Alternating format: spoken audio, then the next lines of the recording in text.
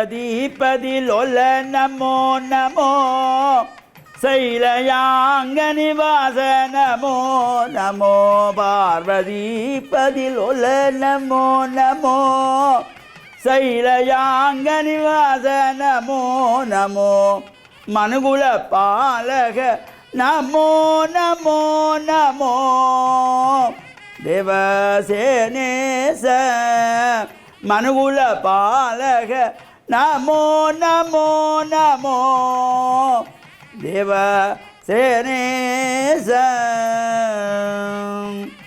ஓம் நமச்சிவாய. மேன்மைகள் சைவநீதி விளங்குக உலகமெல்லாம். நோயற்ற வாழ்வே குறைவற்ற செல்வம். அந்த நோய் நொடி இல்லாத வாழ்வு இந்த உலக மக்கள் எல்லோரும் வாழ வேண்டும் என்று கலியுகத்தின் காந்தமலை ஜோதியாகிய சபரிமலை சுவாமி ஐயப்பனுடைய திருவடிகளை சிறந்தாழ்த்தி டான் தமிழொலி ஓம் தொலைக்காட்சி நேயர்கள் அனைவருக்கும் சர்வதேச இந்து மத குறிப்பீடம் அகில இலங்கை சபரிமலை ஸ்ரீ சாஸ்தாபுரத்தின் சார்பில் இனிய வணக்கங்களும் நல்லாசிகளும்.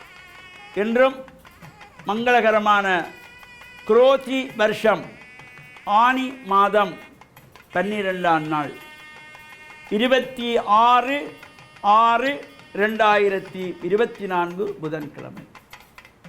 இன்று மலர்ந்திருக்கின்ற இன்றைய பொழுதும் நம் எல்லோருடைய வாழ்விலும் எல்லா விதமான சிறப்புகளும் வெற்றிகளும் கிடைக்க இறையருளும் குருவருளும் பூர்ணமாக நிறைய வேண்டும் என்று பிரார்த்தித்து இன்று புத வாரம் என்கின்ற புதன்கிழமை. இந்த வாரங்களுக்குள்ளே ஒரு அபரிவிதமான சிறப்பு கொண்டது இந்த புதன்கிழமை. சுபகாரியங்கள் தொடங்குவதற்கு, சுபகாரியங்களை செய்வதற்கு, இப்போ திருமணம் போன்ற நிகழ்வுகள், ஒரு கும்பாபிஷேக நிகழ்வுகள், இவற்றுக்கு ஒரு சிறப்பு. அந்த வகையிலே புதன்கிழமை ஒரு சிறந்த நாள். இன்றைய தினம் மீன்பாடும் தேனாடு என்று போற்றுகின்ற மட்டக்களப்பு வாழைச்சேனை பாசிக்குடா முனை ஸ்ரீ முருகன் தேவஸ்தானத்தினுடைய மகா கும்பாபிஷேகத்திலே இன்று பஞ்சகுண்ட பட்சமாக மகா யாகம் ஆரம்பம். நாம் இந்த அக்னியை வழிபாடு செய்வது, அக்னி மூலம் செய்யப்படுகின்ற ஆகுதிகளுக்கு அதிகப்படியான சக்தி உண்டு. அக்னி தேவனுக்கு 7 நாக்குகள், அந்த 7 நாக்குகளும் 7 வகையான சுவைகளை கொண்டவை. அவ்வாறெல்லாம் இந்த அக்னி தேவனுடைய சிறப்புகள். இவ்வாறு அக்னியின் மூலம் நாங்கள் ஆகு செய்யப்படுகின்ற பொழுது நாம் கொடுக்கின்ற ஆகுதிகளை ஏற்று உரிய இடத்திலே கொண்டு போய் சேர்க்கின்ற பொறுப்பு இந்த அக்னி தேவனுக்குள்ளது. இவ்வாறு இந்த சிறப்பான ஹோமாதிகளெல்லாம் காலை மாலை நடைபெற்று அங்கே ஸ்தாபிக்கப்பட்டிருக்கின்ற அந்த கும்பங்களிலே நியாசங்கள் செய்யப்பட்டு உருவேற்றப்பட்டு சகல அடியவர்களும் வந்து பிரார்த்தனை செய்கின்ற வகையிலும் காலை மாலையிலே நடைபெறுகின்ற யாக பூஜைகள், அங்கு நடைபெறுகின்ற ஹோமாதிகள், காயத்ரி ஹோமங்கள், அஷ்டோத்திர சதநாம ஹோமங்கள் இவையெல்லாம் சிறப்பாக நடைபெற்று வேத பாராயணம், ஸ்தோத்திர பாராயணம், திருமுறை பாராயணம், அதேபோல் கந்தசஷ்டி கவசம் பாராயணம் செய்யப்பட்டு நாதாஞ்சலி, கீதாஞ்சலி, நர்தனாஞ்சலி போன்ற அஞ்சலிகள் அவ்வாறு சிறப்பாக இந்த கும்பாபிஷேகத்திலே காலை மாலை வேளையிலே சிறப்பான யாக பூஜைகள் வழிபாடுகளோடு நடைபெறுகின்றது. நாளைய தினம் வியாழக்கிழமை தைலாபியங்கம் என்கின்ற எண்ணெய் காப்பு. இந்த எண்ணெய் காப்பு சாத்துவதற்கு எல்லோருக்குமே கொடுத்து வைப்பதில்லை.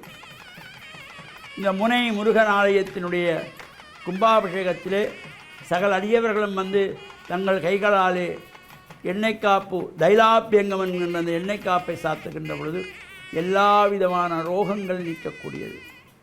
நாம் ஒரு குழந்தைக்கு ஒரு தாயானவள் எண்ணெய் தேய்த்து அந்த குழந்தையை எவ்வாறெல்லாம் பார்க்கின்றாளோ அதுபோல் ஒவ்வொரு அடியவர்களும் இந்த விநாயகப் பெருமான், வள்ளி தேவசேனா சமேத முருகப்பெருமான், பைரவப் பெருமான் போன்ற இந்த தெய்வங்களுக்கெல்லாம் உங்கள் கைகளினாலே எண்ணெய் சாத்துகின்ற பெரும் பாக்கியம்.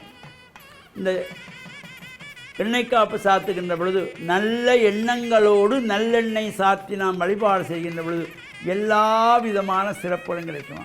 உங்களுடைய எண்ணங்கள் நல்லதாக இருந்தால் நடப்பவை நல்லதாக அமையக்கூடிய அந்த வகையில் நல்ல எண்ணங்களோடு நாளைய தினம் சகலடியார்களும் மட்டக்களப்பு மாவட்டத்தில் உள்ள சகலடியார்களும் வந்து இந்த தைலாபியங்கத்திலே கலந்து முருகப்பெருமானுடைய திருவிழையும் பெற்று மண்ணில் நல்ல வண்ணம் வாழ டான் தமிழொலி ஓம் தொலைக்காட்சி நேயர்கள் அனைவருக்கும் சர்வதேச இந்து மத குறிப்பிடம் அகில இலங்கை சபரிமலை ஸ்ரீ சாஸ்தாபுரத்தின் சார்பில் நல்லாசிகளை கூறிக்கொள்வதில் மனமகிழ்வு கொள்கிறோம். சர்வே ஜனாக சிக்ஷினோ பவந்து சமஸ்த சன்மங்களானி சந்து சுபம்.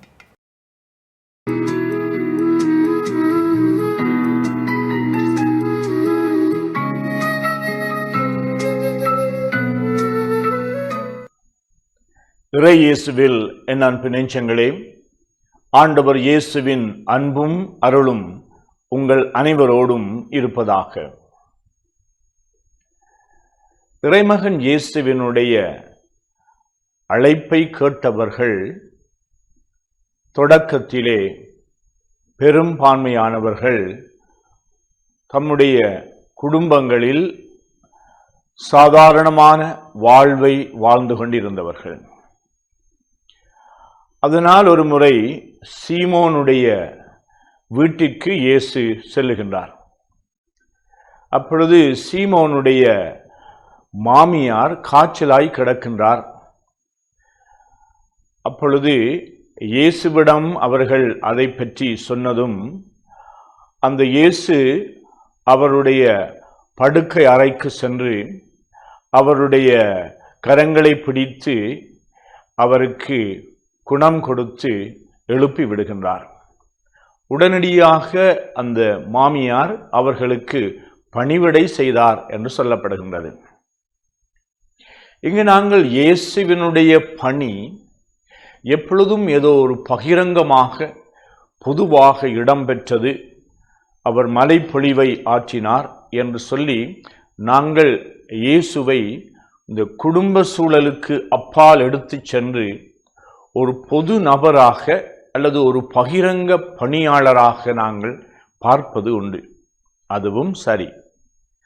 ஆனால் இயேசுவினுடைய இந்த பணி வாழ்வு என்பது மக்களோடு மக்களாக அவர்களுடைய தேவைகளோடு அவர்களுடைய உணர்வுகளோடு கலந்து இருந்ததினாலே சாதாரணமான நிகழ்ச்சிகளிலெல்லாம் இயேசு கலந்து கொண்டார். அவ்வாறு அவர் கலந்து கொண்டதன் நிமித்தம் அவர்களுடைய வாழ்வில் அவர்கள் சந்தித்த பிரச்சனைகள், துன்பங்கள், துயரங்களுக்கும் இயேசு விடை கொடுத்தார். அதனால் எங்களுடைய இன்றைய காலத்திலே நாங்கள் குடும்பங்களாக வாழ்ந்து கொண்டிருக்கின்றோம் அல்லது சிறு குழுமங்களாக வாழ்ந்து கொண்டிருக்கின்றோம். எங்களுடைய இந்த சாதாரண வாழ்விலே இயேசு கலந்து கொள்ள முடியும். அவ்வாறு இருக்கின்ற பொழுது நாங்கள் இந்த இயேசுவை எங்களுடைய குடும்பத்துக்குள்ளே வரவேற்போம். எவ்வாறு இந்த சீமோன் தன்னுடைய குடும்பத்துக்குள் வரவேற்று தன்னுடைய மாமியாருடைய அந்த காய்ச்சலிலே இருந்து அவருக்கு குணம் கொடுக்க அவர் அழைப்பு விடுத்தாரோ, அவ்வாறு நாங்களும் இந்த இயேசுவை எங்களுடைய குடும்பத்துக்குள்ளே ஒவ்வொரு நாளும் வரவேற்போம். எங்களுடைய சாதாரண வாழ்க்கை எங்கள் சூழல்களிலே இந்த இயேசுவும் இரண்டர கலக்கின்ற பொழுது எங்களுடைய துன்பங்கள், துயரங்களிலே இருந்து நாங்கள் விடுதலை பெறுவதற்கு ஆண்டவருடைய பிரசன்னம் மிகவும் முக்கியமானதாக இருக்கும், அருமையானதாக இருக்கும். எங்களுடைய உள்ளங்களுக்கு அவர் ஆறுதல் தருகின்றவராக இருப்பார். எனவே இன்றைய நாளிலே நாங்கள் எடுக்கின்ற ஒவ்வொரு முயற்சியிலும் எங்களுடைய தீர்மானங்கள், திட்டங்களிலே, எங்களுடைய ஈடுபாடுகளிலே அந்த இயேசுவையும் நாங்கள் வரவேற்று எங்களுடைய குடும்பத்திலே ஒருவராக அவரை நாங்கள் எங்களுடைய உள்ளத்தால் ஏற்றுக்கொள்கின்ற பொழுது ஆண்டவருடைய பிரசன்னம் மகத்தான காரியங்களை எங்களுடைய வாழ்விலே நிகழ்விக்கும் என்று இறைவனுடைய அருளுக்காக இந்த நாளிலே உங்கள் அனைவருக்காகவும் மன்றாடி நிற்கின்றேன்.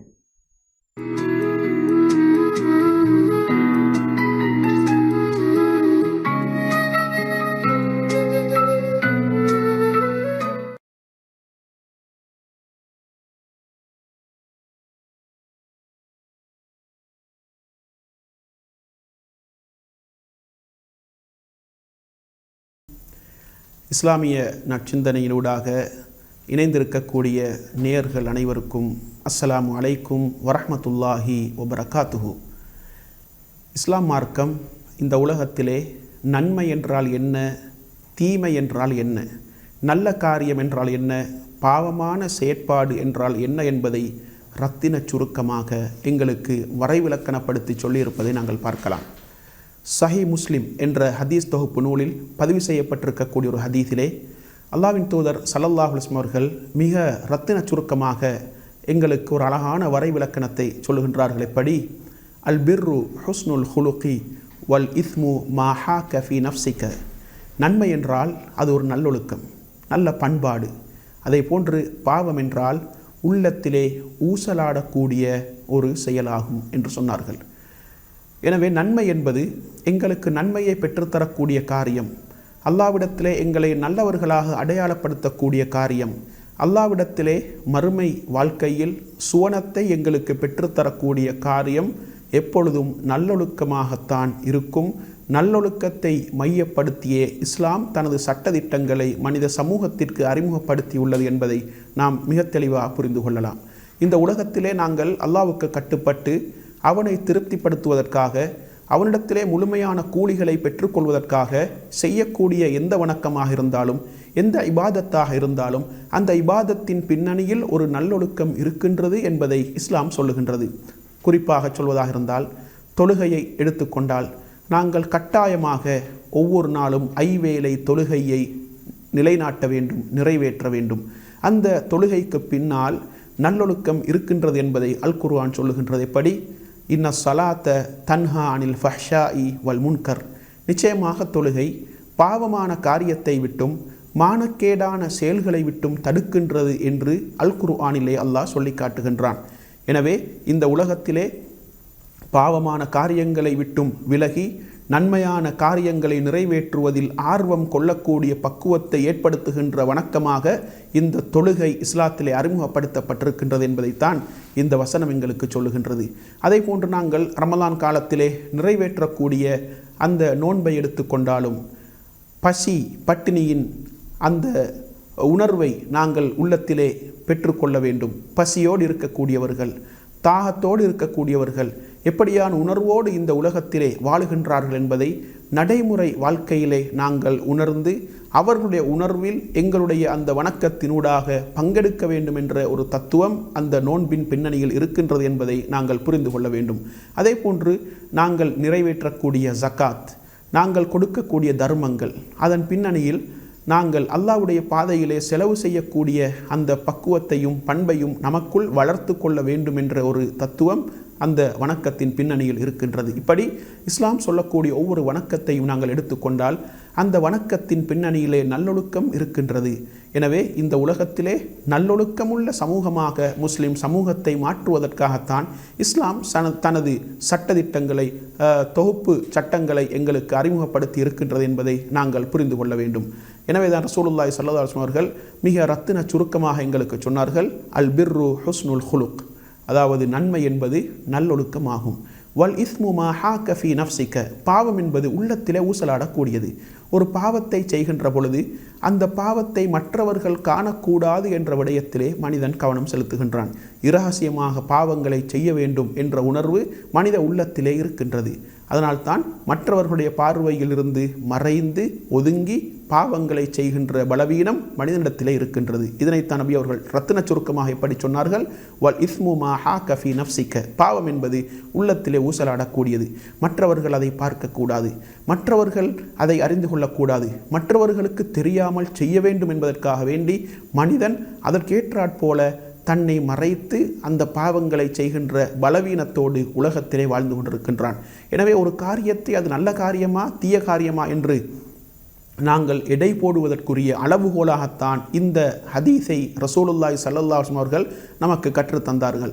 எனவே ஒரு காரியத்தை செய்கின்ற பொழுது அது நம்மில் நல்லொழுக்கத்தை வளர்க்கின்றதா, நல்லொழுக்கத்தை ஏற்படுத்துகின்றதா என்பதை பார்த்து அந்த காரியத்தை செய்வதா இல்லையா என்று நாங்கள் முடிவெடுக்கலாம். அதே போன்று ஒரு பாவத்தை செய்கின்ற பொழுது உள்ளத்திலே ஊசலாட்டம் ஏற்படுகின்றது. மனிதர்கள் அதை பார்க்கக்கூடாது, மனிதர்களுக்கு அந்த பாவம் தெரிய வரக்கூடாது, இப்படியான செயல்களை நான் செய்யக்கூடியவன் என்று மனிதர்கள் அறிந்து கொள்ளக்கூடாது என்று நாங்கள் திட்டமிட்டு மறைத்து அந்த காரியத்தை செய்கின்றோமா? அது நிச்சயமாக பாவமான காரியம். அப்படியான காரியங்களை நாங்கள் செய்யக்கூடாது. எனவே இஸ்லாத்திலே நல்ல காரியம் என்று எங்களுக்கு சொல்லப்பட்டிருக்கக்கூடிய காரியங்கள் அனைத்தும் நிச்சயமாக மறுமையில் சுவர்க்கம் என்ற இலக்கை நமக்கு பெற்றுத்தரக்கூடிய காரியங்கள். அதே போன்று பாவமான காரியங்கள், செய்யக்கூடாத செயல்கள் என்று இஸ்லாம் என்னென்ன காரியங்களை எங்களுக்கு அறிமுகப்படுத்தி இருக்கின்றதோ அந்த காரியங்களை செய்வதன் மூலம் எங்களுடைய மறுமை வாழ்க்கை, மரணமே அற்ற அந்த நீண்ட பயணம் நிச்சயமாக எங்களுக்கு அசௌகரியமானதாக இருக்கும். எனவே அப்படியான பாவமான காரியங்களை நாங்கள் செய்யக்கூடாது. உலகத்திலே வாழுகின்ற காலத்திலே எங்களுக்கு பல கஷ்டங்கள், பல இன்னல்கள், நெருக்கடிகள், பொருளாதார சிக்கல்கள் கூட ஏற்படலாம். அந்த நேரங்களிலெல்லாம் நல்லொழுக்கங்களை நாங்கள் விட்டு கொடுக்காமல் வணக்க வழிபாடுகளை நிறைவேற்றி அந்த இபாதத்துக்களின் ஊடாக அல்லாஹ்வை நெருங்கி நன்மையை அவனிடத்திலே பெற்று மறுமையில் சுவன இலக்கை அடைய வேண்டும். அதே போன்று பாவமான காரியங்களை நாங்கள் இந்த உலகத்தில் செய்து எங்களுடைய மறுமை வாழ்க்கையை நாங்கள் கலங்கப்படுத்தி கொள்ளக்கூடாது. பக்குவமாக இந்த உலகத்திலே வாழ்ந்து பக்குவமான முறையிலே மறுமை வாழ்க்கையில் சுவர்க்கத்தை அடைவதற்கு நாங்கள் முயற்சிக்க வேண்டும். அதே போன்று இந்த உலகத்திலே ஏனைய மனிதர்களோடு நாங்கள் நல்ல பண்பாடுகளோடு வாழ வேண்டும்.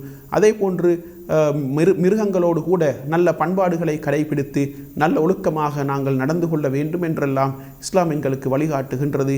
ஜீவகாருண்யத்தை கூட இந்த மார்க்கம் எங்களுக்கு தெளிவாக கற்றுத்தருகின்றது. அந்த வகையில் இந்த உலகத்திலே நாங்கள் முஸ்லிம்களாக இருக்கலாம், முஸ்லிம் அல்லாதவர்களாக இருக்கலாம், எல்லோருடனும் நல்ல ஒழுக்கங்களை கடைபிடித்து நன்மையை பெற்றுக்கொள்ள வேண்டும். அதே போன்று பாவமான காரியங்கள், மனிதனுடைய உள்ளத்தை புண்படுத்துகின்ற, மிருகங்களை கூட புண்படுத்துகின்ற காரியங்களை செய்யாமல் நாங்கள் அந்த பாவமான காரியங்களை விட்டும் தவிர்ந்து நல்லொழுக்கங்களை கடைபிடித்து ஆன்மீக வாழ்க்கையில் பயணித்து மறுமையில் சுவர்க்கம் என்ற இலக்கை அடைவதற்கு அல்லாஹு தஆலா நம் அனைவருக்கும் துணை புரிவானாக. வ ஆகிரு தஅவானா அனில் ஹம்துலில்லாஹி ரப்